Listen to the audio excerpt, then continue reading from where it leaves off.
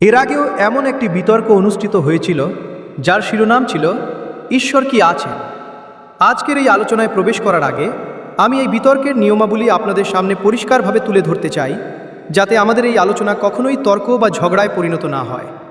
ঠিক যেমন বাড়ির বড়রা ঘরের আলোচনায় শৃঙ্খলা বজায় রাখেন, এই বিতর্কের ক্ষেত্রেও সেটাই আমাদের লক্ষ্য। এটি একটি শিক্ষিত ও একাডেমিক বিতর্ক। এই বিতর্কের কাঠামো হবে এমন: সবার প্রথমে দুজন বিদ্বানের মধ্যে একজন তার বক্তব্য রাখবেন। প্রথমেই তরুণ ইসলামিক স্কলার মুফতি শামায়েল নদভী সাহেব 10 মিনিট ধরে তার বক্তব্য উপস্থাপন করবেন। এরপর জাভেদ আখতার সাহেব 10 মিনিট সময় নিয়ে তার বক্তব্য রাখবেন। এরপর দুজনকেই সুযোগ দেওয়া হবে একে অপরকে প্রশ্ন করার।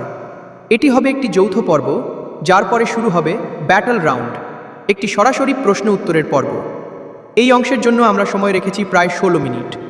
সবশেষে উভয় বিদ্বানকে আবারও 5 মিনিট করে সময় দেওয়া হবে তাদের ক্লোজিং আর্গুমেন্ট অর্থাৎ শেষ বক্তব্য রাখার জন্য।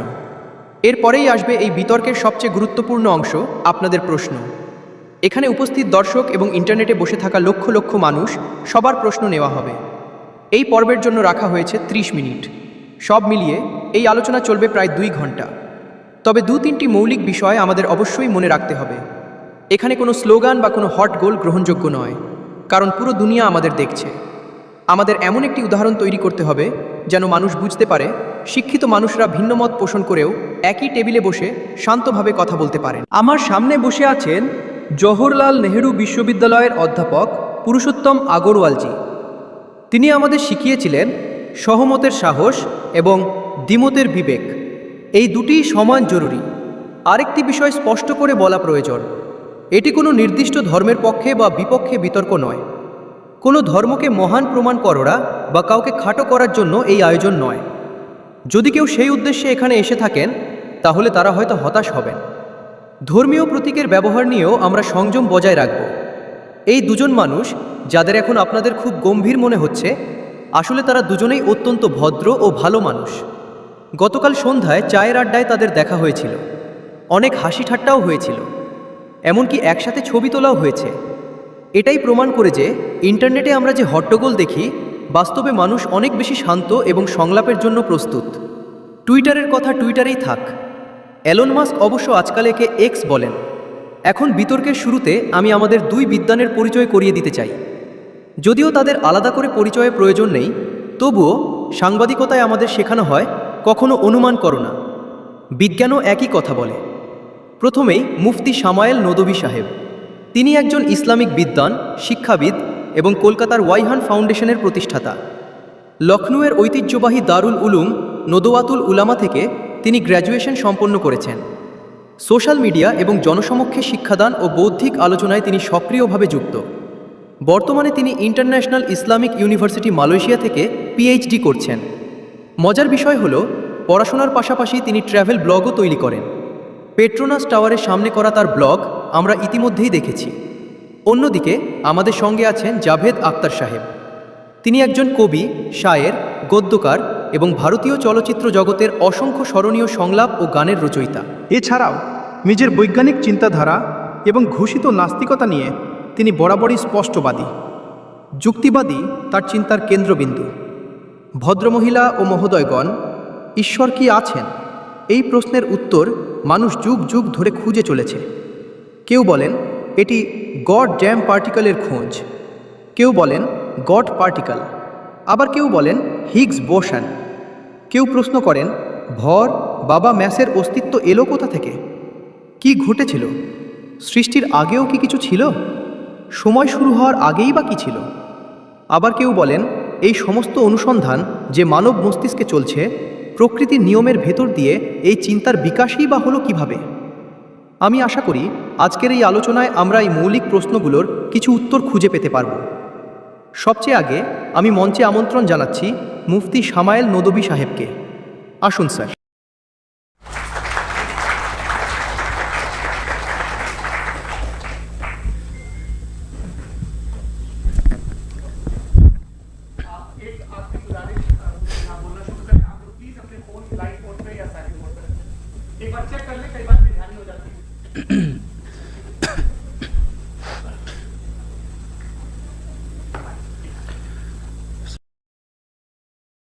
সমস্ত প্রশংসা সেই স্রষ্টার জন্য, যিনি এই মহাবিশ্বকে একটি নির্দিষ্ট উদ্দেশ্যের অধীনে সৃষ্টি করেছেন।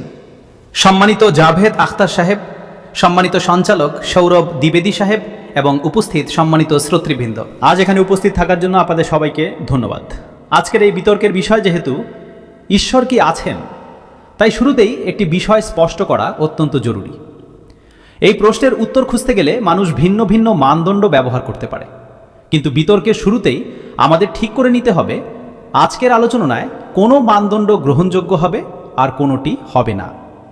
প্রথম যে মানদণ্ডটির কথা সাধারণত বলা হয় তা হলো বিজ্ঞান। আমি জানি সম্মানিত জাভেদ আখতার সাহেব খুব দ্রুত এই মানদণ্ডটির দিকে যেতে পারেন, কিন্তু বাস্তবতা হলো বিজ্ঞান নিজেই ঈশ্বরের অস্তিত্ব প্রমাণ করার বা অস্বীকার করার সরাসরি কোনো উপকরণ নয়। এই কথা আমি বলছি না, এই কথা বলছেন বিজ্ঞানেরই বিশেষজ্ঞরা।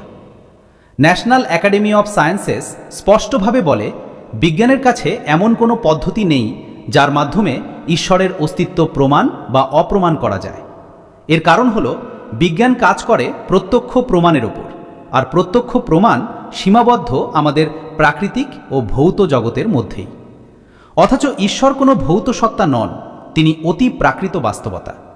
সুতরাং যে যন্ত্র ভৌত বাস্তবতা পরিমাপের জন্য তৈরি তা দিয়ে অতি প্রাকৃত বাস্তবতাকে যাচাই করা সম্ভব নয়। এই কারণে আজকের এই বিতর্কে ঈশ্বরের অস্তিত্ব প্রমাণ বা অস্বীকার করার জন্য বৈজ্ঞানিক প্রমাণকে মানদণ্ড হিসেবে গ্রহণ করা হবে না।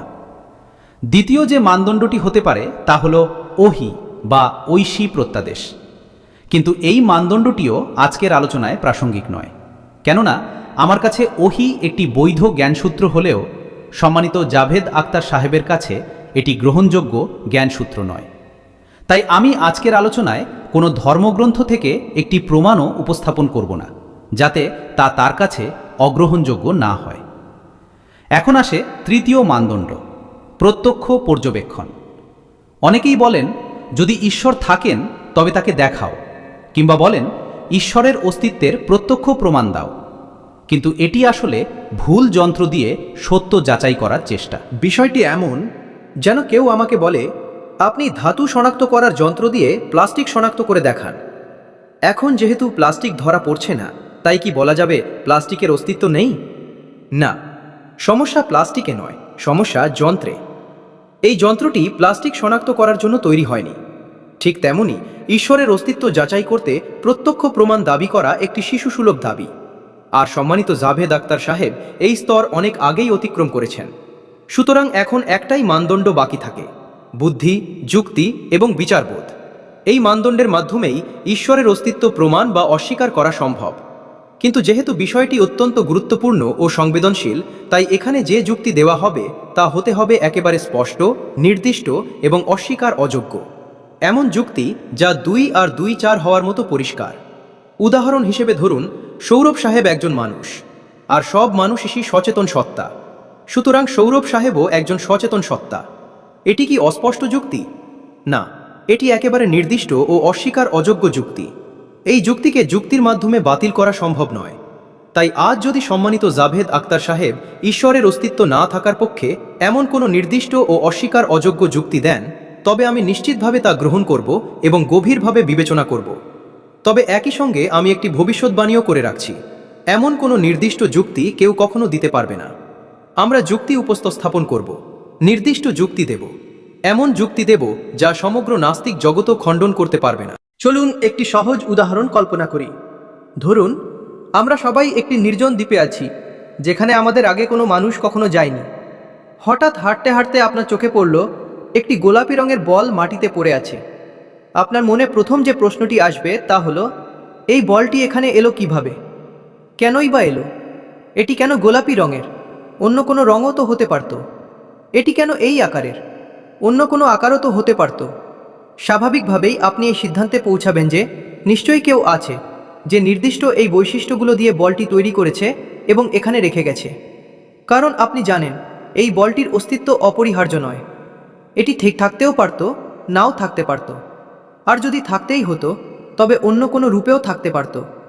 এখন এই বলটিকে কল্পনায় বড় করতে থাকুন, বড় করতে থাকুন, এত বড় করুন যতক্ষণ না সেটি পুরো মহাবিশ্বের আকার ধারণ করে। এখন বলুন তো, আকার বড় হয়ে যাওয়ায় কি প্রশ্ন বদলে যাবে? একেবারেই না। তখনও প্রশ্ন একই থাকবে, এই মহাবিশ্ব কোথা থেকে এলো? এই নির্দিষ্ট বৈশিষ্ট্যগুলো নিয়ে কোথা থেকে এলো? কেন এলো? কে একে সৃষ্টি করলো? এই প্রশ্ন তখনও বৈধ থাকবে। কিন্তু এই প্রশ্নটি যদি আমরা জনাব জাভেদ আখতার সাহেবকে করি, তাহলে যেহেতু তার বিশ্বদৃষ্টি নাস্তিকতাবাদী, এবং শুধু তার নয়, যত নাস্তিক এবং যারা নাস্তিক বিশ্বদৃষ্টি ধারণ করেন তাদের কাছে যদি জিজ্ঞেস করা হয় এই মহাবিশ্ব কোথা থেকে এলো, তবে তাদের উত্তর হয় আর্গুমেন্ট ফ্রম ইগনোরেন্স, নয়তো ডগম্যাটিক হবে। হয় তারা বলবে আমি জানি না এটি কোথা থেকে এলো, অতএব ঈশ্বর নেই, এটি স্পষ্টতই আর্গুমেন্ট ফ্রম ইগনোরেন্স। অথবা তারা বলবে এই মহাবিশ্ব নিজে নিজেই সৃষ্টি হয়ে গেছে, যার মানে দাঁড়ায় এই বলটিও নিজে নিজেই সৃষ্টি হয়ে যাওয়া উচিত ছিল। কিন্তু বলের ক্ষেত্রে এই ব্যাখ্যাটি গ্রহণ করা হবে না যে এটি আপনা আপনি হয়ে গেছে, অথচ মহাবিশ্বের ক্ষেত্রে ঠিক সেটাই মেনে নেওয়া হবে। এটাকেই অন্য ভাষায় ডগমা বলা যায়। দ্বিতীয়ত, আমাদের জাভেদ আখতার সাহেব অবশ্যই গড অফ দ্য গ্যাপসের উদাহরণও দেবেন এবং বলবেন যে আগেকার যুগে বিদ্যুৎ চমকালেই মানুষ এক দেবতার দিকে আর বৃষ্টি হলেই আরেক দেবতার দিকে তা আরোপ করত, কারণ তাদের কাছে তখন ব্যাখ্যা ছিল না। কিন্তু এটি আমাদের বিশ্বদৃষ্টি নয়, এটি আমাদের বিশ্বদৃষ্টি কখনোই নয়, কারণ প্রাকৃতিক ঘটনাগুলোর প্রক্রিয়ার ব্যাখ্যা জেনে নেওয়া থেকেই কিভাবে প্রমাণ হয়ে যায় যে ঈশ্বরের অস্তিত্ব নেই। এ বিষয়ে আমি ইনশাআল্লাহ সামনে আরও কথা বলবো। আপনারা এটাও লক্ষ্য করবেন এবং আমি আশা করি আমাদের সম্মানিত জাভেদ আখতার সাহেব আবেগভিত্তিক যুক্তিও তুলে ধরবেন, যা সত্য নির্ধারণের ক্ষেত্রে একটি লজিক্যাল ফ্যালাসি। যেমন তিনি বলবেন, যদি ঈশ্বর থাকেন তাহলে মন্দ কেন আছে? অথচ আমি বলি, মন্দের অস্তিত্ব ঈশ্বরের অস্তিত্বের বিরুদ্ধে কোনো প্রমাণ নয়, বরং যদি ঈশ্বর থাকেন তাহলে আমরা সবাই তার কাছে জবাবদিহির আওতায় থাকি। আর যদি জবাবদিহি থাকে তবে সেই জবাবদিহির জন্য মন্দের উপস্থিতি প্রয়োজন, তাছাড়া আমরা জবাবদিহির যোগ্য হতে পারি না।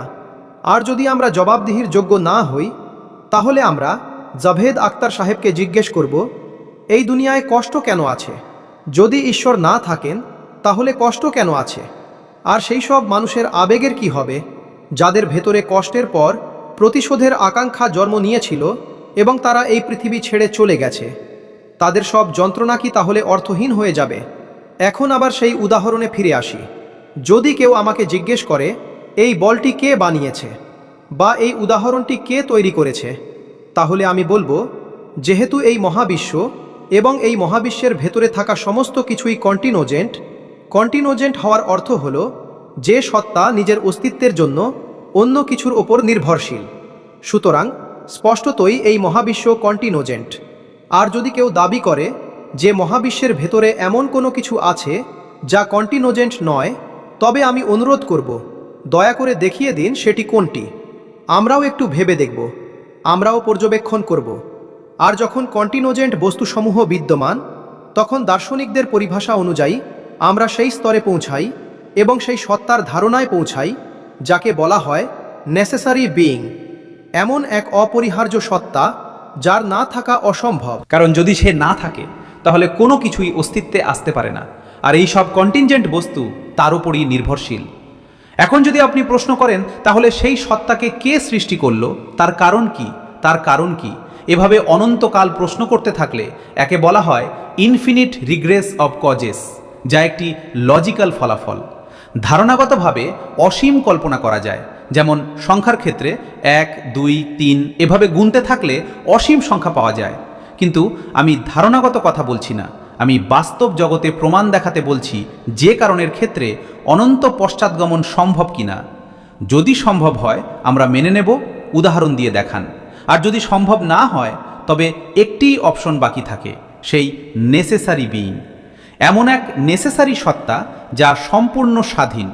কারণ যদি সে নির্ভরশীল হয় তবে সে আর নেসেসারি থাকে না। এমন এক স্বাধীন সত্তা যা চিরন্তন, কারণ যদি সে চিরন্তন না হয়, যদি তারও কোনো শুরু থাকে, তবে সেও কন্টিনজেন্ট হয়ে যায়। এমন এক সত্তা যা শক্তিশালী, কারণ কন্টিনজেন্ট বাস্তবতাকে কার্যকর করতে শক্তির প্রয়োজন। এমন এক সত্তা যা বুদ্ধিমান ও জ্ঞান সম্পন্ন, কারণ এই মহাবিশ্ব নির্দিষ্ট একটি গঠন ও নির্দিষ্ট প্রাকৃতিক নিয়মের অধীনে অত্যন্ত সূক্ষ্মভাবে পরিচালিত হচ্ছে। ধন্যবাদ। ধন্যবাদ মুফতি সাহেব। এই যুক্তিগুলো শোনার পর আমি জনাব জাভেদ আখতার সাহেবের কাছে অনুরোধ করব, আপনি বসে কথা বলতে চাইবেন তো বলুন। জি।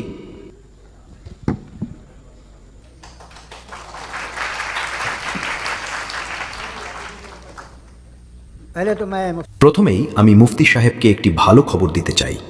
বিজ্ঞানের বিষয়ে আমার জ্ঞান খুবই সীমিত, তাই আপনি চিন্তা করবেন না। তবে আমার মধ্যে কিছু কমন সেন্স আছে।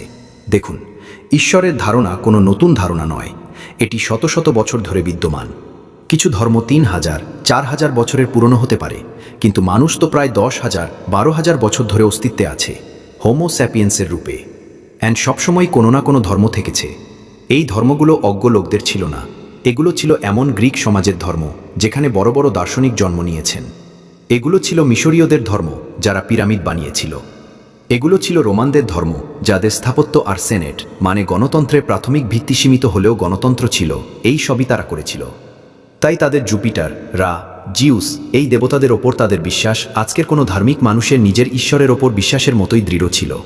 খ্রিস্ট ধর্ম আসার আগে ইউরোপে একটি ধর্ম ছিল, জার্মানিক ধর্ম, যার এক দেবতা ছিল, তার এক স্ত্রী ছিল, 2 ছেলে ছিল, 1 মেয়ে ছিল। এরপর যখন ইউরোপে খ্রিস্ট ধর্ম এলো, সেই দেবতা, তার স্ত্রী আর পুরো পরিবারটাই হারিয়ে গেল। তাই যদি আমরা ইতিহাস দেখি তাহলে দেখা যায় ঈশ্বররা অধিকাংশ ক্ষেত্রেই ক্ষণস্থায়ী ছিলেন, তারা চিরকাল থাকেননি। আর যারা তাদের মানত, তাদের সম্পর্কে আপনি এটা বলতে পারেন না যে তারা অজ্ঞ ছিল বা কিছুই জানত না, তা নয়। তারা তাদের সময়ে খুবই সক্ষম মানুষ ছিল, বড় বড় কাজ করেছে, দার্শনিক ছিল, বিজ্ঞানী ছিল। কিন্তু তাদের ধর্ম কোথায় গেল? তাদের ঈশ্বর কোথায় গেল?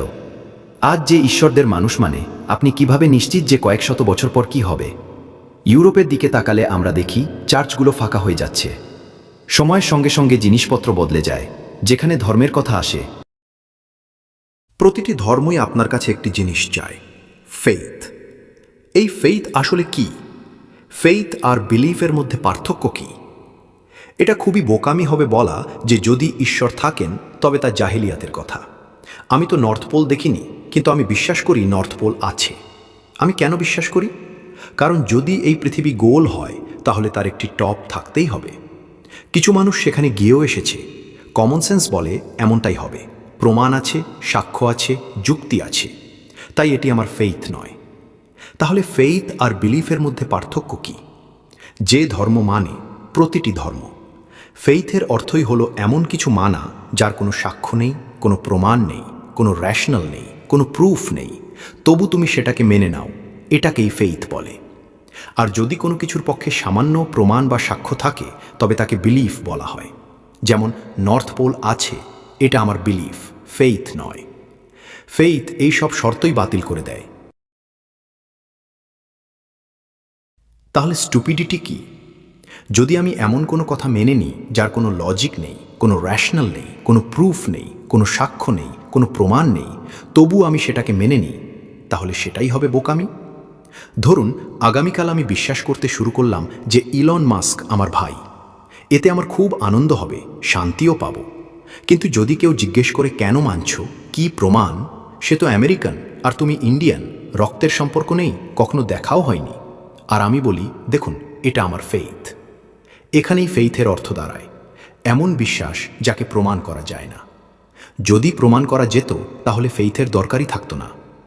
আপনি যতই তর্ক করুন, শেষ পর্যন্ত পৃথিবীর প্রতিটি ধর্মই ফেইথের ওপর দাঁড়িয়ে আছে। আর ফেইথ মানে এমন বিশ্বাস যার কোনো প্রমাণ নেই, কোনো সাক্ষ্য নেই, কোনো র্যাশনাল নেই। এখন আপনি আবার বলেন এই কায়নাত কে বানিয়েছে? মজার বিষয় হলো, আপনি উদাহরণ দিয়েছিলেন যে এক দ্বীপে গিয়ে একটি বল দেখলেন, কিন্তু আপনি বলেননি দ্বীপটা কে বানিয়েছে। আপনার বিস্ময় কেবল বলটাকে নিয়েছিল। আমরা দ্বীপ দেখে বিস্মিত হই না, দ্বীপ তো হয়েই থাকে। ঠিক একইভাবে এই নক্ষত্রগুলো, এই গ্যালাক্সিগুলো সবই যেন মহাশূন্যের দ্বীপ। আমরা এগুলোকে টেকেন ফর গ্র্যান্টেড নিই, জিজ্ঞেস করি না কে বানিয়েছে। আপনি দ্বীপের ব্যাপারে প্রশ্ন করেননি, আমার জন্ম কিভাবে হলো? আমি কি প্ল্যান হয়ে জন্মেছিলাম, নাকি কোনো এক লাকি স্পার্ম এসে মিলেছিল? আমার জন্ম র্যান্ডম, পুরোপুরি র্যান্ডম। আর যে ন্যায় বিচারের কথা আপনি বলেন, ন্যায় বিচারের সঙ্গে প্রকৃতির কোনো সম্পর্কই নেই। আপনি বলেন একদিন ন্যায় বিচার হবে, কিন্তু ন্যায় বিচার ইজ আ হিউম্যান কনসেপ্ট। প্রকৃতিতে কোনো ন্যায় বিচার নেই। যদি সিংহ হরিণ খেয়ে ফেলে তাকে কোনো শাস্তি দেওয়া হয় না। যদি ঝড় এসে সবুজ গাছ উপরে ফেলে ঝড়ের কোনো জেল হয় না। প্রকৃতিতে ন্যায় বিচার নেই, তাই তারা বলে প্রকৃতির ন্যায় বিচারের দরকারও নেই। প্রকৃতিতে সব কিছু এক নিয়মে চলে। এখন আমরা বলি, দেখুন, আমি যে অন্যায় করেছি তার শাস্তি হওয়া উচিত, কিন্তু প্রকৃতি বলে এটা তো কেবল একটি স্টর্ম, এভাবেই চলছে। প্রকৃতি ন্যায় বিচারহীন। ন্যায় বিচার ইজ আ হিউম্যান কনসেপ্ট। তাই যে বলে আমি তোমাদের ন্যায় বিচার দেব, সে মানুষের মনেরই সৃষ্টি। এটা ন্যাচারাল নয়, এটা আসমানি নয়। প্রকৃতির কোনো শাস্তি নেই, ন্যায় বিচারের কোনো শাস্তিও নেই। আপনি ধরুন সবাই একসঙ্গে চলছেন, আর হঠাৎ আপনি লেফট হ্যান্ড ড্রাইভ করতে শুরু করলেন। এর মানে কি? সমস্ত সচেতনতা, সমস্ত যুক্তি, সমস্ত শালীনতা লেফট হ্যান্ড ড্রাইভের মধ্যেই আছে। নইলে কি হবে? হয় আপনি বিশৃঙ্খলা তৈরি করবেন, নয়তো দুর্ঘটনা ঘটবে। হয় আপনি কাউকে কাউকে মেরে ফেলবেন, নয়তো ট্রাফিক জ্যাম হয়ে যাবে। মিথ্যা, অসততা, ঘুষখোরি এসবই আসলে ড্রাইভিংয়ের ভেতরের হর্ন সাইন। এগুলো আমরা নিজেরাই বানিয়েছি। যেমন আমরা লেফট হ্যান্ড ড্রাইভ বানিয়েছি। এই যে ন্যায় বিচারের ধারণা, এটা আমাদের তৈরি। এর সঙ্গে প্রকৃতির কোনো সম্পর্ক নেই। সিংহ যদি হরিণ খেয়ে ফেলে তার কোনো জেল হয় না, কিছুই হয় না। তাই যেসব ধর্ম ন্যায় বিচারের প্রতিশ্রুতি দেয়, সেখান থেকেই বোঝা যায় এটা মানুষের বানানো। এই ধারণা অন্য কোথাও থেকে আসেনি। প্রকৃতি নিয়ে কেউ কেউ বলে প্রকৃতি ঈশ্বর, কিন্তু প্রকৃতিতে তো ন্যায় বিচার নেই। অথচ আপনি প্রতিশ্রুতি দিচ্ছেন যে মৃত্যুর পর ন্যায় বিচার পাওয়া যাবে। আমি যদি পাই খুব খুশি হব, কিন্তু আমি সেটা বিশ্বাস করতে পারি না, কারণ আমি ফেইথ তৈরি করতে পারি না। The very fact that religions demand faith, এর মানে হলো তাদের কাছে জাস্টিফিকেশন নেই। ঠিক আছে, যদি ধর্ম সংযমের মধ্যে থাকে, চরমপন্থী না হয়, তবে তা আপনার ভেতরে কিছু গুণও তৈরি করতে পারে। এই সুবিধা, সেই সুবিধা। যেমন অ্যালকোহল, এটা অনেক ওষুধে ব্যবহার হয়। আর আমেরিকায় একবার একটি সার্ভে হয়েছিল লনজিভিটি নিয়ে। একদিকে ছিল যারা একেবারেই মদ খায় না, আর একদিকে যারা প্রতিদিন 1 বোতল মদ খায়। দেখা গেছে সবচেয়ে বেশি দীর্ঘায়ু হয় যারা দিনে 2 পেগ মদ খায় আর ভালো খাবার খায়। তবু আমরা মদকে খারাপ মনে করি। আমিও খারাপই মনে করি। কেন? কারণ কিছু জিনিসে আসক্তির প্রবণতা থাকে, যা বাড়তেই থাকে। আজ পর্যন্ত আমি এমন কাউকে দেখিনি যে দুধ খায়। 10 বছর পরেও দেখবেন সে 1 গ্লাসই দুধ খায়, সকালে থেকে সারাদিন দুধ খেতেই থাকে, এমন হয় না। কিন্তু অ্যালকোহলে আমি দেখেছি মানুষ অ্যালকোহলিক হয়ে যায়। এটাই সেই প্রবণতা। ধর্মের মধ্যেও এই প্রবণতা থাকে যে তা বাড়তে থাকে, ক্যান্সারের মতো, মদের মতো। কিছু মানুষ হয়তো এটাকে সঠিকভাবে ব্যবহার করে। আমি বিশ্বাস করি আমাদের মুফতি সাহেবও তাদের একজন। এতে আমার খুব ভালো লেগেছে। কিন্তু এমন মানুষ কতজন? আজ পৃথিবীতে যে ধ্বংসযজ্ঞ দেখছেন, তাতে কতটা ভূমিকা রয়েছে তাদের, যারা নিজেদের বিশ্বাসী বলে ধর্ম এটা বলে না, ওটা বলে। হয়তো বলে, কিন্তু যখন তারা ধর্ম খেতে শুরু করে তখন এমনভাবেই গিলতে থাকে। অল্প হলে হয়তো খুব ভালো কথা, কিন্তু মদ কখনো অল্পতেই থাকে না। এর ভেতরে শুরু থেকেই বাড়তে থাকার প্রবণতা থাকে। ঠিক যেমন শরীরে যদি প্রথমে 2-3টি ক্যান্সারের সেল থাকে, মানুষ তখনও সুস্থই থাকে, কিন্তু সেই 2-3টি সেল আর থেমে থাকে না, সেগুলো जावेद साहब टाइम বহু গুণে ছড়িয়ে टाइम हो गया। जो बस बात खत्म हो गई। अच्छा, मुझे कुछ और कहने को था भी नहीं। এখন আমি প্রথম জবাবি পর্বের জন্য মুফতি সাহেবকে আমন্ত্রণ জানাচ্ছি। রিবাটাল রাউন্ড, আপনার হাতে সময় আছে। ধন্যবাদ জাভেদ সাহেব, আপনার কথা শুনে আমরা মেহজুজ হয়েছি। মেহজুজ মানে আনন্দিত হয়েছি, সত্যি আমরা উপভোগ করেছি। প্রথমেই আমাদের সম্মানিত জাভেদ সাহেব বললেন ঈশ্বর নশ্বর, অনেক ধর্ম চলে গেছে। কেউ জুপিটারকে ঈশ্বর মানত, কেউ অন্য কাউকে। আমি বলি যে কন্টিনোজেন সত্তাকে ঈশ্বর ভেবেছে, সে ভুল ভেবেছে, সেটাই ঈশ্বর নয়। আমরা তো নেসেসারি বিইং প্রমাণ করতে বসেছি যে নেসেসারি কারণ চিরন্তন, যা অবিনশ্বর, অনাদি, অনন্ত। দ্বিতীয়ত, তিনি ফেইথ ও বিলিফের যে সংজ্ঞা দিলেন, এটা নতুন নয়। প্রথমবার এই সংজ্ঞা দেননি তিনি, এটি প্রথমে দিয়েছেন রিচার্ড ডাউকিন্স। আমি জানি এই সোর্স কোথা থেকে এসেছে। এপিস্টেমোলজিক্যালি ফেইথ আর বিলিফের পার্থক্য এভাবে করা যায় না। ফেইথও সঠিক হতে পারে, ভুলও হতে পারে। বিলিফও সঠিক হতে পারে, ভুলও হতে পারে। যে বিশ্বাস লজিক, রিজন ও এভিডেন্স দ্বারা সমর্থিত, সেই ফেইথ সঠিক। আর আপনি যে ফেইথের কথা বলছেন, যা অযৌক্তিক, যার পেছনে কিছুই নেই, আমরা সেটার পক্ষেই নই। আমরা এমন কোনো ফেইথ মানি না যার পেছনে লজিক নেই, এভিডেন্স নেই। আমরা সেই ফেইথের পক্ষেই যার পেছনে লজিক আছে এবং এভিডেন্স আছে। আজ এখানে প্রশ্ন এটা নয় আপনি ফেইথ নিলেন না বিলিফ নিলেন। আজ প্রশ্ন হলো ট্রুথ কি, ট্রু বিলিফ কি, ট্রু ফেইথ কি, আর ফালস ফেইথ কি, ফালস বিলিফ কি। আলোচনা সেটাই। এরপর তিনি জিজ্ঞেস করলেন স্টুপিডিটি কি। যদি ধর্মীয় ফেইথ স্টুপিডিটি না হয়, তাহলে স্টুপিডিটি কি? আমি বলি স্টুপিডিটি হলো নাস্তিকতা। কেন?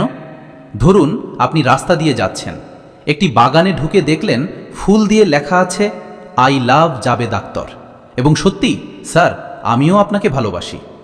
এখন সেখানে পৌঁছে আপনি কি বলবেন? ওয়াও, কি চমৎকার ন্যাচারাল সিলেকশন। না, এটা স্পষ্টভাবে ডিজাইন করা, এর পেছনে ডিজাইনার আছে। সুতরাং যদি কেউ এই সাধারণ বোধের কথাটাই মানতে রাজি না হয় যে এত নিখুঁতভাবে কাজ করা এই মহাবিশ্ব নিজে নিজেই হয়ে গেছে, তাহলে আমি মনে করি এর চেয়ে বড় বোকামি আর কিছু নেই। এটা সম্পূর্ণ অযৌক্তিক কথা। এরপর আমাদের সম্মানিত বক্তা বললেন, আপনি বলের দিকে ফোকাস করেছেন, দ্বীপের দিকে করেননি। আর আমি বলছি, দ্বীপকে কে বানিয়েছে সেটাই বোঝানোর জন্য তো বলের উদাহরণ দিয়েছি। বলও কন্টিনোজেন্ট, দ্বীপও কন্টিনোজেন্ট, দুটোই নেসেসারি বিইংয়ের দাবি করে। এরপর তিনি বললেন, প্রকৃতিতে কোনো ন্যায় নেই, আমরা ঠিক করি নৈতিকতা কি, ন্যায় কি। যেমন ড্রাইভিংয়ের নিয়ম বা ট্রাফিকের আইন, এটা কোনো ঈশ্বর বলেননি। এটাকে বলা হয় ফালস ইকুইভ্যালেন্স। এটি একটি লজিক্যাল ফালাসি। আপনি ড্রাইভিং আর ট্রাফিকের উদাহরণ দিয়েছেন, এগুলো সাবজেক্টিভ মোরালিটি। আর সাবজেক্টিভ মোরালিটির উদাহরণ দিয়ে অবজেক্টিভ মোরালিটির ওপর কিছু চাপিয়ে দেওয়া যায় না। ন্যায় বিচার হলো অবজেক্টিভ মোরালিটি। আপনি যদি বলেন প্রকৃতিতে ন্যায় নেই, তাহলে ন্যায় না থাকাটাই যদি ন্যাচারাল হয়, তবে প্রকৃতিকে প্রকৃতি হিসেবেই থাকতে দিন। তাহলে আমরা কেন এত চেষ্টা করছি দুনিয়ায় ন্যায় প্রতিষ্ঠা করতে? এটা তো অযৌক্তিক কথা।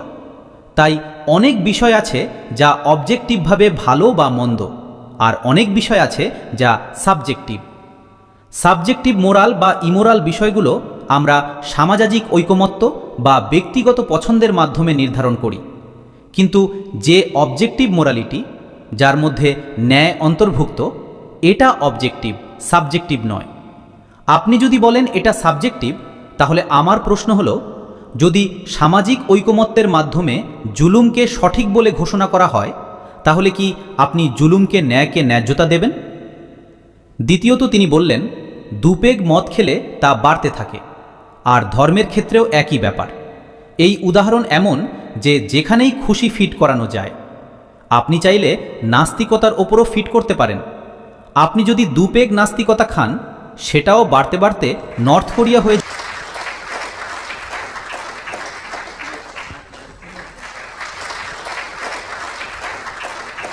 প্রথম রাউন্ডের রিবাটালের জন্য আমি জাবেদ সাহেবকে আমন্ত্রণ জানাচ্ছি। আপনার কাছে 7 মিনিট সময় আছে, দয়া করে টাইমার রিসেট করে দিন। আমার আনন্দ হচ্ছে যে প্রতিপক্ষ এটাও মেনে নিয়েছেন যে প্রকৃতিতে কোনো ন্যায় নেই। সুতরাং যে জিনিস মানুষ বানায়নি তার মধ্যে ন্যায় থাকে না। আমি আপনাকে একটি কথা বলবো, দয়া করে খেয়াল করুন, আপনি যে বাগানে যান সেখানে যে সুন্দর ফুল দেখেন তার কোনোটাই প্রাকৃতিক নয়, সবই মানুষের তৈরি। জঙ্গলে যে ফুলগুলো হয় সেগুলো খুব সাধারণ। এই বাগানের ফুলগুলো মানুষের হাতে তৈরি। বিভিন্ন ফুল ক্রস করে, আবার ক্রস করে উন্নত করে তৈরি করা হয়েছে। আপনি কোনো বনে গিয়ে এমন সুন্দর গোলাপ দেখবেন না। এগুলো সব মানুষের বানানো। মানুষ অনেক কাজই করেছে, কিন্তু একটি বিষয়ে আপনি আমার প্রশ্নের জবাব দেননি, আর সেটাই আমার অভিযোগ। ফেইথ কি? আর আপনি আমার কাছে ফেইথ কেন চান? আপনি তো নিজেকে লজিক্যাল বলেন, আপনার তো সব র্যাশনাল আছে, সব প্রমাণ আছে। তাহলে আপনি ফেইথ কেন দাবি করেন? কেন বলেন আত্মসমর্পণ করো আর প্রশ্ন করো না? কোনো ধর্মই সব প্রশ্ন করার অনুমতি দেয় না, বরং বলে বেশি প্রশ্ন করলে পথভ্রষ্ট হয়ে যাবে। আপনি কেন প্রশ্ন থামান? বাস্তবতা হলো মানব ইতিহাস আসলে কি? মানব ইতিহাস হলো এই যে দুনিয়ায় সবসময় দুই ধরনের মানুষ ছিল। একদল মানুষ ছিল যারা নিজেদের অজ্ঞতার উপাসনা করেছে, আর আরেক দল ছিল যারা নিজেদের অজ্ঞতার সঙ্গে লড়াই করেছে এবং জানার চেষ্টা করেছে আসলে কি রয়েছে।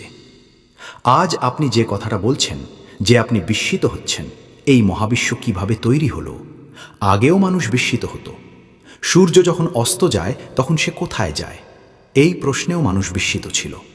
কিন্তু আপনি এক ধাপ এগিয়ে গিয়ে চিরন্তন কোনো শক্তিকে মেনে নিতে রাজি, অথচ এক ধাপ পেছনে গিয়েই এখানেই প্রশ্ন না করতে বলেন যে এটা কোথা থেকে এলো, এই শক্তি নাকি চিরকাল ছিল। তাহলে মহাবিশ্বের ক্ষেত্রে এক ধাপ আগেই কেন থেমে যাবেন? কেন বলবেন এটা চিরকাল ছিল কিনা আমরা জানি না, আর আমরা জানি না বলা কি কোনো অপরাধ? আশ্চর্যের বিষয় হলো পৃথিবীর সব ধর্ম সব কিছু জানে। এই দুনিয়া কিভাবে সৃষ্টি হয়েছে, কিভাবে ধ্বংস হবে, মৃত্যুর পর কি হবে, সবই জানা। কিন্তু ডাইনোসর ছিল, এই তথ্যটা কেউ জানত না। কোনো ধর্মগ্রন্থেই ডাইনোসরের উল্লেখ নেই, অথচ বাকি সব কিছু, how to make the universe for dummies, সব জানা। যার সব জানা তার তো সবই জানা। অথচ আমাদের মধ্যে এই বিনয় থাকা উচিত যে আমরা বলবো অনেক কিছুই আমরা জানি না, কিন্তু আমরা যেন নিজেদের অজ্ঞতার উপাসনা না করি, বরং জানার চেষ্টা করি। আপনি যে পৃথিবীতে বসে আছেন, এই হলো এই বিদ্যুৎ, এই মাইক, যে বিমানে করে আপনি এসেছেন, যে গাড়িতে করে এখানে এসেছেন, এসবই তৈরি করেছে তারা যারা প্রশ্ন করেছিল। আজ যে আরামে আপনি বসে আছেন, এই দুনিয়াটা তৈরি করেছে সেই মানুষগুলো যারা প্রশ্ন করেছিল। আর ইতিহাসের প্রতিটি পর্যায়ে সেই প্রশ্নগুলোকে অপবিত্র বলা হয়েছে, ভুল বলা হয়েছে। ইতিহাস পড়ুন, একটি খুবই আকর্ষণীয় বই আছে বার্ট্রান্ড রাসেলের, রিলিজন অ্যান্ড সায়েন্স, যেখানে দেখানো হয়েছে কতকাল ধরে ধর্ম বিজ্ঞান বিরোধী অবস্থানে ছিল। এমনকি বাষ্প ইঞ্জিনের বিরুদ্ধেও ফতুয়া দেওয়া হয়েছিল, ভ্যাটিকান পর্যন্ত তা দিয়েছে। এটা সবসময়ই হয়েছে। আজও যেমন আমেরিকায় ডানপন্থীরা ক্ষমতায় এলেই মানবদেহ সংক্রান্ত গবেষণার ওপর নিষেধাজ্ঞা দেয়, রিসার্চ বন্ধ করে দেয়। এত ভয় কেন? একসময় সব ধর্মীয় মানুষই ক্ষুব্ধ ছিল এই ভেবে যে মানুষ নাকি মানুষ তৈরি করার চেষ্টা করছে। তাতে আপনাদের কি সমস্যা? বানাতে চাইলে বানাক, এই ভয়টা কেন? আর আজ আপনি যেসব কথা বলছেন এটা অসম্ভব, এটা কিভাবে হলো? এতে আমার একটি গল্প মনে পড়ে। আমি যখন ষষ্ঠ শ্রেণীতে পড়তাম, গণিতে খুব দুর্বল ছিলাম। এক শিক্ষক আমাকে 1, 2, 3, 4, 5, 6 পর্যন্ত শিখিয়ে দিয়েছে। কিন্তু যেদিন তিনি বোঝালেন 1/2 কি, 3/4 কি, সেদিন মনে হয়েছিল আমার মাথা ফেটে যাবে। মনে হচ্ছিল লোকটা বলছে দেয়ালের ভেতর দিয়ে হেঁটে যাও। আজ আমি সেই কথায় হাসি। আজ যেসব বিষয় আপনার বোধের বাইরে মনে হচ্ছে, আর আপনি বিস্মিত হয়ে দেখবেন একটা সময় আসবে যখন আজকের এই কথাগুলো খুবই সাধারণ বলে মনে হবে। আর ইতিহাসে সেটা হয়েছেও। আপনার মানব ইতিহাসই তার প্রমাণ। তাই এত তাড়াতাড়ি সব সিদ্ধান্ত নিয়ে ফেলবেন না, একটু বিনয় রাখুন। আমরা জানি না বলাতে সমস্যা কোথায়? আমরা জানি না এই মহাবিশ্ব কতদূর বিস্তৃত, কবে থেকে আছে, কতদিন থাকবে, আমরা জানি না। অথচ আপনি সিদ্ধান্ত নিয়ে ফেলেছেন কখন এটি সৃষ্টি হয়েছে। আপনার হিসাব অনুযায়ী প্রায় 14 বিলিয়ন বছর আগে মহাবিশ্ব তৈরি হয়েছে। তাহলে তার আগে হাজার হাজার কোটি বছর ধরে ঈশ্বর কি করছিলেন? বসেছিলেন, ধ্যান করছিলেন। হঠাৎ একদিন আইডিয়া এলো, চলো সময়টা ভালো কাটানোর জন্য একটা মহাবিশ্ব বানাই। ভাবুন তো, আপনি বলেন ঈশ্বর চিরন্তন, কিন্তু মহাবিশ্ব চিরন্তন নয়, এটা তৈরি হয়েছে। তাহলে তার আগে কি ছিল? তখন তিনি কি করছিলেন? বিষয়টা আসলে খুব সহজ। যে কথাগুলো আজ ধীরে ধীরে আমাদের জানা যাচ্ছে, 2000 বা 2500 বছর আগে কেউ আপনাকে কিছু বলে দিয়েছিল, আপনি সেটাই মেনে নিয়েছিলেন। আর তখন থেকে সেই 2500 বছর আগের কথাকেই আঁকড়ে ধরে আছেন। অথচ সব কিছু বদলে গেছে, জিনিসগুলো স্পষ্ট হচ্ছে। আজ বিজ্ঞানও বা কোনো দার্শনিকই দাবি করে না যে আমরা সব জানি, বরং তারা বলে আমরা যত বেশি জানি ততই বুঝি যে আসলে আমরা কত কম জানি। তাই আমাদের উচিত নিজেদের অজ্ঞতার সঙ্গে লড়াই করা, তার উপাসনা না করা। এখন এই বিতর্কের ধারাবাহিকতায় রাউন্ড 2 এর জন্য মুফতি সাহেবকে আমন্ত্রণ জানাচ্ছি। আপনার কাছে আবারও 7 মিনিট সময় আছে। ধন্যবাদ। জনাব জাভেদ আখতার সাহেব বারবার বলছেন ফেইথের মানে কি, ফেইথের মানে কি। আমি সেটা আগেই বলেছি, ফেইথ সঠিকও হতে পারে, ভুলও হতে পারে। আর আজ আমরা ফেইথ নিয়ে কথা বলছি না, আমরা ট্রুথ আর ডাজ গড এক্সিস্ট এই প্রশ্ন নিয়ে কথা বলছি। ঈশ্বর আছেন না নেই, এই দুইয়ের মধ্যে কোনটা সত্য সেটাই আলোচ্য। আপনি একে ফেইথ বলুন বা যা খুশি বলুন, নট মাই বিজনেস। এরপর আপনি বললেন ধর্ম প্রশ্ন করতে বাধা দেয়। আমি বলি যে বাধা দেয় সেদিক, আমি বাধা দিই না, বরং প্রশ্ন করুন, প্রশ্ন করা উচিত। প্রশ্ন করেই তো আমরা এগোই, উন্নতি করি। আর সেই কারণেই আজ আমি এখানে এসেছি। কিন্তু প্রশ্ন শুধু ঈশ্বরকে নিয়েই হবে না, প্রশ্ন নাস্তিকতার কাছেও করা হবে। প্রশ্ন শুধু ধর্মের কাছেই নয়, সবার কাছেই হবে। আর আজ আমি প্রশ্ন করব এবং আশা করি আপনি উত্তর দেবেন, কারণ এখনো পর্যন্ত আপনি কন্টিনজেন্সি আর্গুমেন্টের কোনো জবাব দেননি। চলুন, আপনি বলেছেন মহাবিশ্বকে চিরন্তন বলে দিলেই হয়, কিন্তু সেটা যুক্তিগতভাবে সম্ভবই নয়, কারণ মহাবিশ্ব একটি কন্টিনজেন্ট বাস্তবতা যা সময় ও স্থানের অধীন, টাইম অ্যান্ড স্পেসের মধ্যে বাঁধা। যা সময় ও স্থানের অধীন তা কন্টিনজেন্ট হবে, আর যা কন্টিনজেন্ট তার অবশ্যই একটি শুরু থাকবে। যার শুরু আছে সে কখনোই চিরন্তন হতে পারে না। এটা তো একেবারেই সাধারণ কথা। আপনি বলেছেন কোনো ধর্মগ্রন্থে ডাইনোসরের উল্লেখ নেই। দুঃখের বিষয়, আজ পর্যন্ত কোনো গণিতের বইতেও আমি ডাইনোসরের উল্লেখ পাইনি। তার মানে কি গণিতের বই মূল্যহীন? না, কারণ সেটার বিষয় ডাইনোসর নয়। রিভেলেশন বা ধর্মগ্রন্থের বিষয়ও এটা নয় যে এসে আপনাকে বলবে কিভাবে সাইকেল বানাতে হয় বা ডাইনোসর কবে ছিল। সেগুলো এসেছে নৈতিকতা শেখাতে, ঈশ্বর সম্পর্কে জানাতে, অভৌত বাস্তবতার সত্য শেখাতে। ধর্ম বিজ্ঞানকে বাধা দেয় না, বিজ্ঞানকে নয়। যদি দেয় তবে সেটা ভুল করে। ধর্ম বাধা দেয় সায়েন্টিজমকে। এখানেই আমাদের সঙ্গে জনাবের মতভেদ। বিজ্ঞান আর সায়েন্টিজম এক জিনিস নয়।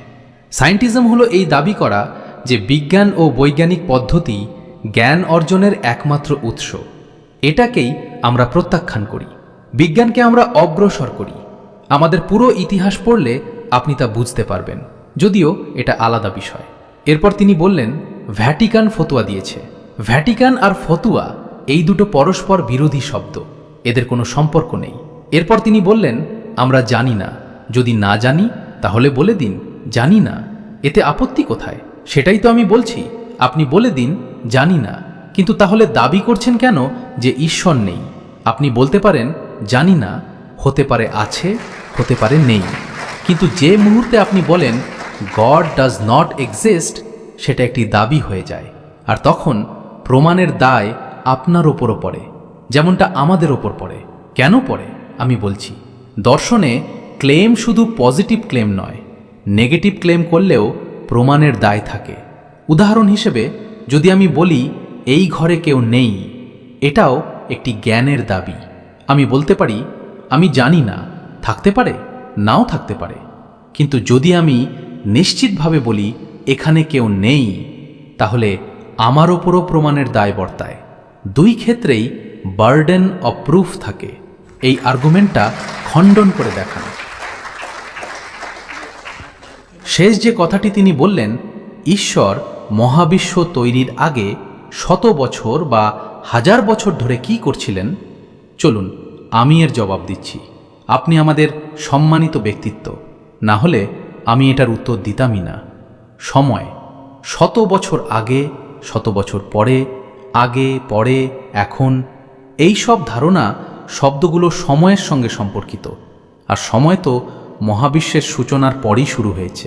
তাই মহাবিশ্ব সৃষ্টি হওয়ার আগে ঈশ্বর কি করছিলেন এই প্রশ্নটাই অযৌক্তিক।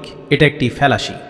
কারণ আপনি বলছেন সময় সৃষ্টি হওয়ার আগেই আগে কি ছিল। আগে শব্দটাই সময়ের সঙ্গে যুক্ত, আর তখন তো সময় ছিলই না। তাই প্রশ্নটাই অবৈধ। দ্বিতীয় বিষয় হলো, আমি যে কন্টিনিউজেন্সি আর্গুমেন্ট আপনাদের সামনে রেখেছি, আপনি বারবার সেটাকে গড অব দ্য গ্যাপস বলে দেখাতে চাইছেন। দেখুন, আগে আমরা জানতাম না, পরে বিজ্ঞান কিছু ব্যাখ্যা দিল। আমি সহজ উদাহরণে বুঝিয়ে দিচ্ছি। আপনি যে গ্যাপগুলোর কথা বলছেন, বিজ্ঞান যদি সেগুলো যে কোনো কিছুর মাধ্যমে ব্যাখ্যা করেও, সে শক্তি হোক, বস্তু হোক বা এনার্জি, সবই কন্টিনিউজেন্টই থাকবে। তাই প্রশ্নটা তখনও বৈধ থাকবে যতক্ষণ না আপনি নেসেসারি বিইং পর্যন্ত পৌঁছান। আর কারণের ক্ষেত্রে ইনফিনিট রিগ্রেস বাস্তব জগতে সম্ভব নয়। সুতরাং কোথাও না কোথাও থামতেই হবে, আর যেখানে থামবেন সেটাই ঈশ্বর। সময়ের প্রসঙ্গ শেষ করে আমি আরেকটি উদাহরণ দিই। ধরুন একটি গাড়ি আছে। একজন দেখল গাড়িটির চাকা কত সুন্দরভাবে বসানো, স্টিয়ারিং ঠিক জায়গায়, সিটগুলো কত ভালো ডিজাইন করা, পুরো গাড়িটা কত নিখুঁতভাবে কাজ করছে। স্বাভাবিকভাবেই সে বলবে, নিশ্চয়ই কেউ এটি তৈরি করেছে। তখন জাভেদ সাহেব এসে বললেন, আরে জনাব, বনেট খুলে দেখুন, ভেতরে ইঞ্জিন আছে, ইঞ্জিনই গাড়িটা চালাচ্ছে। অতএব প্রমাণ হল কেউ গাড়িটা তৈরি করেনি। এটা সম্পূর্ণ অযৌক্তিক ও অবাস্তব কথা। আপনি ইঞ্জিন দেখিয়ে কেবল একটি গ্যাপ পূরণ করলেন, কিন্তু তাতে কি গাড়ির সৃষ্টি বা স্রষ্টার অস্তিত্ব অসম্ভব হয়ে যায়? না, বরং গ্যাপ পূরণ করে কন্টিনিউজেন্ট জিনিস দিয়ে আমাদের পর্যবেক্ষণ আরও বিস্তৃত হলো। এখন আমরা আরও ভালোভাবে বুঝতে পারছি গাড়িটির সিস্টেম কতটা জটিল। আগে কম জানতাম, এখন জটিলতা আরও স্পষ্ট হয়েছে, আর আমাদের নিশ্চিততা আরও বেড়েছে যে নিশ্চয়ই কেউ না কেউ এই গাড়িটা বানিয়েছে। ঠিক একই বিষয় মহাবিশ্বের ক্ষেত্রেও প্রযোজ্য। বিজ্ঞান সবসময় ভৌত জগতের জিনিস দিয়েই ব্যাখ্যা দেবে এবং ভৌত জিনিস দিয়েই গ্যাপ পূরণ করবে, কারণ এম্পিরিক্যাল এভিডেন্সের সম্পর্ক ভৌত জগতের সঙ্গে। বিজ্ঞান দিয়ে আপনি কখনোই মেটাফিজিক্যাল বাস্তবতা প্রমাণ করতে পারবেন না। এটা ভুল টুল ব্যবহার করার মতো। ঠিক যেমন মেটাল ডিটেক্টর দিয়ে প্লাস্টিক শনাক্ত করতে যাওয়া, যা স্পষ্টতই সঠিক নয়। ধন্যবাদ। জি, এটা আর্গুমেন্টের রাউন্ড 2, 7 মিনিট সময়। প্রথমেই আমি আপনার কথার জবাব দিই। আপনি বললেন, যখন মহাবিশ্ব ছিল না তখন সময়ও ছিল না, কিছুই ছিল না। কিভাবে কিছুই ছিল না? ঈশ্বর তো ছিলেন। যদি ঈশ্বর থাকেন তবে কোনো না কোনো অস্তিত্ব তো ছিলই, আর যখন ঈশ্বর ছিলেন তখন সময়ও থাকবে। এটা এমন নয় যে কিছুই ছিল না, ঈশ্বর ছিলেন। এরপর আপনি বললেন, আপনিও প্রমাণ দিন। আপনার কাছেও যুক্তি আছে, আমার কাছেও যুক্তি আছে। ঈশ্বর আছেন এটা প্রমাণ করার দায় আমার নয়।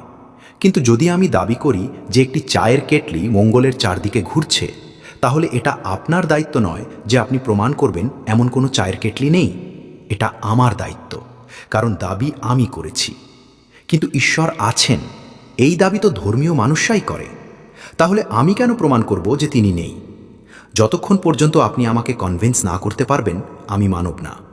আপনার যুক্তি আপনার, আমার যুক্তি আমার। দ্বিতীয়ত, আপনি যে গ্যাপসের কথা বলছেন, যখনই এই গ্যাপগুলো কোনো ধর্মীয় বিশ্বাসকে চ্যালেঞ্জ করে, তখনই হইচই শুরু হয়। ইতিহাসে দেখা যায় বিভিন্ন সময়ে বিভিন্ন জায়গায় ধর্ম বিজ্ঞানকে থামানোর চেষ্টা করেছে। এ বিষয়ে বার্ট্রান্ড রাসেলের রিলিজন অ্যান্ড সায়েন্স বইটি পড়তে পারেন, ঐতিহাসিক দলিল সহ লেখা। বিজ্ঞান আর ধর্মের সম্পর্ক ইতিহাসে এভাবেই এসেছে। এখন ধরুন, ধর্ম এবং ঈশ্বরে বিশ্বাস মানুষকে ভালো বানায়। তাহলে একটা কাজ করুন, ভারতের বা বিশ্বের মানচিত্র নিন এবং চিহ্নিত করুন কোথায় ধর্মীয়তা বেশি। লাতিন আমেরিকা, মধ্যপ্রাচ্য, আফ্রিকা বা ভারতের যে অঞ্চলগুলোতে ধর্মীয়তা বেশি। তারপর আরেকটা মানচিত্র নিন যেখানে অন্যায়, দমন, নারীর অধিকার লঙ্ঘন, জুলুম বেশি। দেখবেন মানচিত্র দুটো এক হয়ে যাচ্ছে। তাহলে আমাকে বলুন, এই ঈশ্বর ধারণার ব্যবহার কি? আপনি তো রাস্তার ধারে বসে ছোট ফ্ল্যাট বা জিনিসের ব্যবহারও বলে দেন। এই ধারণার ব্যবহার কি? এর ব্যবহার তো কারো উপকারে আসেনি। যে দেশগুলো, যে সমাজগুলো সবচেয়ে খারাপ, সেখানে জুলুম সবই ঈশ্বরের নামে করা হয়। তারা ভুল করছে না ঠিক করছে, আমার কি আসে যায়? ব্যবহার দেখলেই তো বোঝা যায়। আপনি কখনো হুইস্কির বোতল দেখেছেন? লালচে রং, ঝকঝকে, সুন্দর, কাউকে কি ক্ষতি করছে? কিন্তু এর ব্যবহার ভুল, তাই আপনি অপছন্দ করেন। ঠিক তেমনি এই ধারণাটার ব্যবহারই ভুল এবং ইতিহাস জুড়ে ভুল হয়েছে। মানব ইতিহাস দেখুন, ভারত দেখুন, দুনিয়া দেখুন, কি হচ্ছে? কিভাবে ফেইথওয়ালারা এটাকে ব্যবহার করছে। যারা তাদের ঈশ্বরে বিশ্বাস করে তারা কেমন মানুষ, তারা কি ন্যায় দেয়, তারা কি ভালো মানুষ হয়। যদি এই ওষুধে এত উপকার হতো তাহলে আমিও ব্যবহার করতাম, কিন্তু আমি তো কোনো উপকারই দেখি না। বরং আমি এটা বলি, যদি কোনো মানুষ ধর্মীয় হয় এবং ভালো মানুষও হয়, আমি তাকে খুব সম্মান করি, কারণ আমার মনে হয় ধর্মীয় হয়ে ভালো মানুষ হওয়া আমার চেয়ে ভালো মানুষ হওয়ার থেকেও কঠিন। ভাই, সব কিছুরই একটা সীমা আছে। আপনি এতটা দৌড়াতে পারেন, তার বেশি পারেন না। এতটা ওজন তুলতে পারেন, তার বেশি পারেন না। এতটা দূর দেখতে পারেন, তার বেশি পারেন না, তার বেশি পারেন না। একইভাবে কমন সেন্স বলে আপনার নেকিরও একটা কোটা আছে।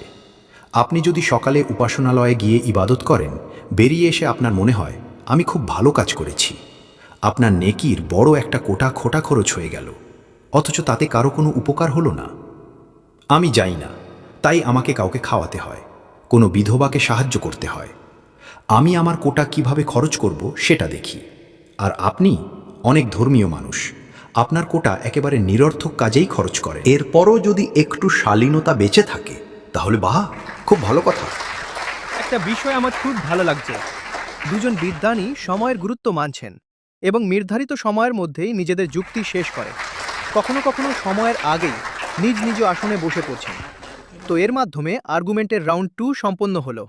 এখন রিবাটাল রাউন্ড 2, এরপর হবে ক্রস এক্সামিনেশন। রিবাটাল রাউন্ড 2 শুরু করছেন মুফতি শামাইল নাদবী সাহেব। আসলে যে মূল সমস্যা, আসল সমস্যা হলো এই যে জাভেদ সাহেবের কাছে কনসেপ্ট অফ গড পরিষ্কার নয়। তিনি বলেছেন কায়নাতের আগে ঈশ্বর ছিলেন, তাই সময়ও ছিল, কিন্তু সময় কায়নাতেরই অংশ। আমরা যে ঈশ্বরকে মানি সেই এই নেসেসারি বিইংয়ের টাইমলেস হওয়াই জরুরি, কারণ তিনি সময়ের স্রষ্টা। যিনি সময় সৃষ্টি করেছেন তিনি নিজে সময়ের অধীন হবেন কিভাবে? যিনি স্পেস সৃষ্টি করেছেন তিনি নিজে স্পেসের ভেতরে থাকবেন কিভাবে? যদি তিনি আগেই সময় ও স্থানের অধীন হন, তাহলে তিনি কি সৃষ্টি করলেন? সুতরাং এই প্রশ্নটাই ভুল। ঈশ্বর ছিলেন তো সময়ও ছিল, একদম নয়। ঈশ্বর সময়ের অধীন নন। আমরা ভৌত জগতের সঙ্গে সম্পর্কিত, আর তিনি মেটাফিজিক্যাল বাস্তবতা। দ্বিতীয়ত, তিনি চায়ের কেটলি মহাশূন্যে ঘুরছে এই উদাহরণ দিলেন, সম্ভবত বার্ট্রান্ড রাসেলের রেফারেন্স। কিন্তু এখানেই সমস্যাটা। সমস্যা হলো আমরা জিনিসগুলোর মধ্যে পার্থক্য করতে পারছি না। আপনি যে উদাহরণ দিলেন সেটা কেবল কল্পনা, আর আমি যে কথা বলছি সেটা লজিক্যাল নেসেসিটি। আপনি কল্পনায় গেলে যে কোনো কিছু বলতে পারেন, জুপিটারে গোলাপি হাতি, ইউনিকর্ন, যা খুশি, কিন্তু তাতে কায়নাত সম্পর্কে কিছুই প্রমাণ হয় না। তাতে লজিক্যাল নেসেসিটি প্রমাণ করা যায় না। আমি কথা বলছি প্রাইম কজের, সেই নেসেসারি বিইংয়ের, যার অস্তিত্ব ছাড়া এই কায়নাতের অস্তিত্ব সম্ভব নয়। এরপর বলা হলো ধর্ম বনাম বিজ্ঞান, কিন্তু এটা আমাদের টপিকই নয়। এ নিয়ে কথা বলতে গেলে আমার সময় শেষ হয়ে যাবে, কারণ এটা এই আলোচনার বিষয় নয়। বিজ্ঞানকে ধর্ম বাধা দেয়, এটা আমাদের অবস্থান নয়। অন্তত আমার ও আমাদের বিশ্বদৃষ্টিতে বিজ্ঞানকে পেছনে টানা হয় না, বরং সায়েন্টিজমের সমালোচনা করা হয়। এরপর বলা হলো মানচিত্র নিন, ধর্মপ্রবণ অঞ্চল আর লিবারাল নাস্তিক অঞ্চল তুলনা করুন। স্যার, আমি হোমওয়ার্ক করে এসেছি। আমি মধ্যপ্রাচ্যের মানচিত্র নিয়েছি, ইউরোপের মানচিত্র নিয়েছি, একটা ধর্মপ্রবণ অঞ্চল আর একটা লিবারাল ও নাস্তিক অঞ্চল। আমি দেখেছি জাতিসংঘের রিপোর্ট অনুযায়ী কর্মজীবী নারীদের মধ্যে যৌন হয়রানির হার ইউরোপীয় দেশগুলোতে প্রায় 71% পর্যন্ত। এটা মধ্যপ্রাচ্যে হচ্ছে না। এটা কি এই জন্য নয় যে তারা ধর্মপ্রাণ? দ্বিতীয়ত, আপনি বলেছেন ধর্মীয় মানুষের ভালো হওয়া আমাদের ভালো হওয়ার চেয়ে কঠিন। এর মানে দাঁড়ায় ঈশ্বর ছাড়াও আপনার কাছে ভালো মন্দের কোনো স্ট্যান্ডার্ড আছে। আমি চাই এই বিষয়টাতে আমরা কনভারসেশনাল স্টাইলে আলাদা সেগমেন্টে কথা বলি। ধন্যবাদ।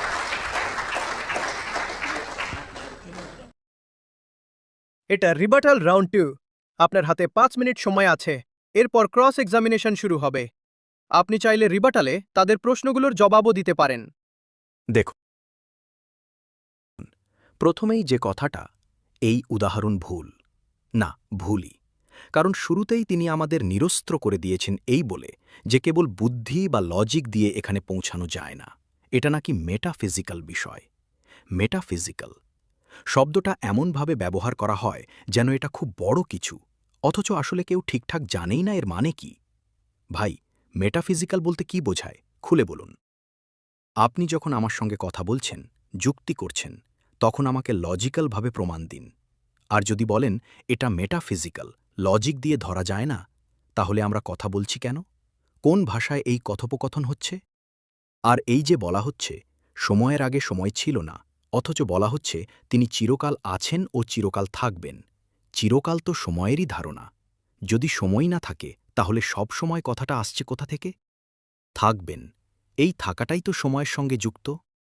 এরপর আপনি বললেন সেখানে বালুকণা বেশি, ঠিক আছে, কিন্তু আমরা একবার দেখি এই দুনিয়াটা কিভাবে চলছে যদি সত্যিই এমন এক সর্বশক্তিমান সত্তা থাকেন যার ইচ্ছা ছাড়া পাতাও নড়ে না।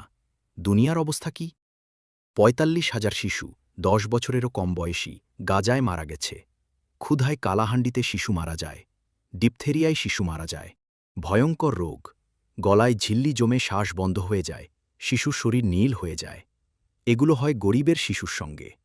যদি তিনি সর্বশক্তিমান হন, যা ইচ্ছা করতে পারেন, তাহলে আমরা দোয়া কেন করি?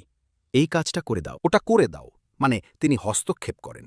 তাহলে তিনি দেখছেন আর হস্তক্ষেপ করছেন, এটা যদি সত্য হয়, তবে আমি যখন দুনিয়াটা দেখি আমার হৃদয়ে তার জন্য কোনো সম্মান জন্মায় না। তিনি কি করছেন? আপনি সর্বশক্তিমান, সর্বত্র উপস্থিত। তাহলে গাজায়ও তো আপনি ছিলেন। আপনি দেখছিলেন শিশুদের কিভাবে টুকরো টুকরো করা হচ্ছে। আপনি দেখছিলেন, আর তারপরও চান আমি আপনার উপাসনা করব? আরে ভাই, আমাদের প্রধানমন্ত্রী তো এর চেয়ে ভালো। কিছু তো খেয়াল রাখেন। আশ্চর্য! আপনি কার কথা বলছেন? যদি তিনি থেকেও থাকেন, এই দুনিয়া অন্যায়, জুলুম, নিপীড়ন আর সহিংসতায় ভরা। আর দয়া করে এটা বলবেন না যে তিনি দেখছেন আর একদিন বিচার করবেন। যদি তিনি দেখেন আর হস্তক্ষেপ না করেন, তাহলে আপনি দোয়া কেন করেন?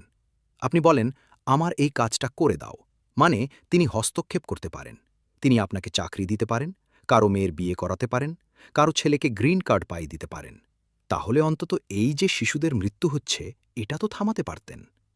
আমার কাছে মনে হয়, যদি সত্যিই এই দুনিয়ার কোনো মালিক থাকেন, কোনো সর্বশক্তিমান শাসক থাকেন, আর এই দুনিয়া এমনভাবেই চলতে থাকে, তাহলে সেটা খুবই লজ্জার।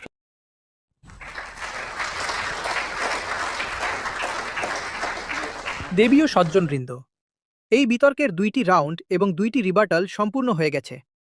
এখন শুরু হতে যাচ্ছে সবচেয়ে গুরুত্বপূর্ণ এবং সবচেয়ে কঠিন পর্ব, ক্রস এক্সামিনেশন। এই পর্বে এই দুই বিদ্বানের যুক্তিবোধের যেমন পরীক্ষা হবে, তেমনি তাদের শালীনতা, সহনশীলতা ও বুদ্ধিবৃত্তিক সৌজন্য প্রকাশ পাবে।